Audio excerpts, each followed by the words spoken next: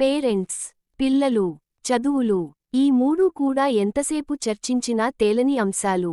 ఇక ఇంటర్ అనేది ప్రతి విద్యార్థి విషయంలోనూ చాలా కీలకమైన విషయంగా కనిపిస్తుంది.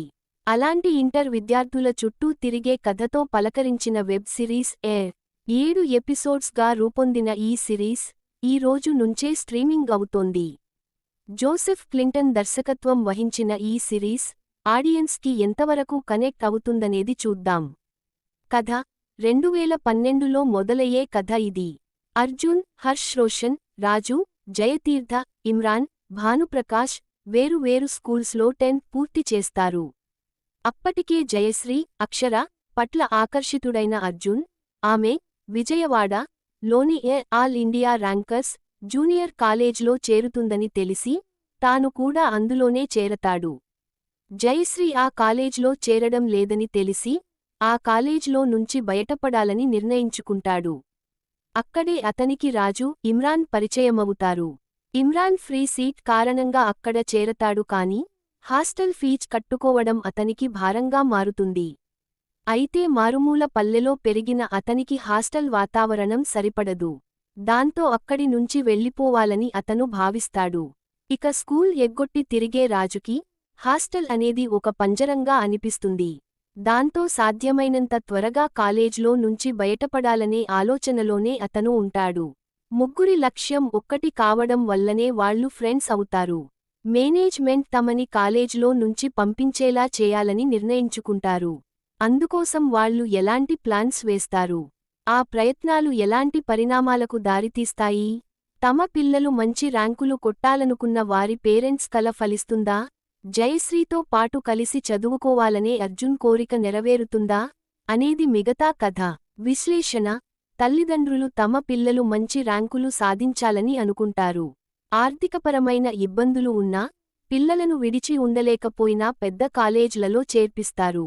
ఆ కాలేజ్ వాళ్లు సెక్షన్స్ చేసి తమ కాలేజ్కి ర్యాంకులు తెచ్చిపెట్టేవారిపైనే ఎక్కువ ఫోకస్ చేస్తూ ఉంటారు. ఈ మధ్యలోనే పిల్లలు బలిపశువులవుతుంటారు. ఈ అంశాన్ని ప్రధానంగా చేసుకుని రూపొందినదే ఈ సిరీస్. ఒక వైపున పేరెంట్స్, మరోవైపున కాలేజ్ మేనేజ్మెంట్, ఇంకొక వైపున స్టూడెంట్స్. ఈ మూడు వైపుల నుంచి ఈ కథ నడుస్తూ ఉంటుంది. ముందుగా స్టూడెంట్స్కి, ఆ తరువాత కాలేజ్ మేనేజ్మెంట్కి, పేరెంట్స్కి ప్రాధాన్యతనిస్తూ వెళ్లారు. కాలేజ్ క్యాంపస్ను, హాస్టల్ వాతావరణాన్ని దర్శకుడు ఆవిష్కరించిన విధానం సహజత్వానికి చాలా దగ్గరగా అనిపిస్తూ ఉంటుంది. సరదా సన్నివేశాలతో పాటు ఎమోషన్స్ కూడా వర్కౌట్ అయ్యాయి. మొత్తం 7 ఎపిసోడ్స్లో మొదటి 3 ఎపిసోడ్స్ చాలా ఇంట్రెస్టింగ్గా నడుస్తాయి. 4 నుండి 5 ఎపిసోడ్స్ కాస్త నిదానంగా సాగినట్టు అనిపిస్తుంది. 6, 7 ఎపిసోడ్స్ నుంచి మళ్లీ కథ దార్లో పడుతుంది. సునీల్, చైతన్యరావు, హర్ష చెముడు వంటి వారిని ప్రత్యేకమైన పాత్రలలో పరిచయం చేసిన తీరు బాగుంది. మొదటి 3 ఎపిసోడ్స్లో చమక్కు మంటూ మెరిసిన డైలాగ్స్, ఆ తరువాత లేకపోవడం కూడా ఒక వెలితిగానే అనిపిస్తుంది. పనితనం అక్కడక్కడా కాస్త డల్ అయినప్పటికీ కథనం విషయంలో దర్శకుడు మెప్పించాడు. టీనేజ్లో పిల్లల మధ్య ఉండే ఆకర్షణకి సంబంధించిన ట్రాక్ వేశాడు గాని దానిని సరిగ్గా పట్టించుకోకపోవడం నిరాశను కలిగిస్తుంది. సినిజిత్ నేపథ్య సంగీతం సందర్భానికి తగినట్టుగా అనిపిస్తుంది. మనోజ్ ఫోటోగ్రఫీ బాగుంది. Srikanth Patnaik editing okay. ప్రధానమైన పాత్రలను పోషించిన ముగ్గురు పిల్లలు సమీర్, జీవన్, సందీప్ రాజ్ నటన ఆకట్టుకుంటుంది. ఇంటర్లో సమ్మరే ఉంటుంది. హాలిడేస్ ఉండవు. లోకల్ అయినా హాస్టల్లో ఉండాల్సిందే. ఫీజు తగ్గితే ర్యాంక్ తగ్గుతుంది. ఫ్రీడమ్ కోసం పంజరాన్ని ఎంచుకోవడమంటే ఇదే. ఊరుదాటి బయటికొచ్చాక గెలిచే వెళ్ళాలి వంటి సంభాషణలు మనసుకు పట్టుకుంటాయి.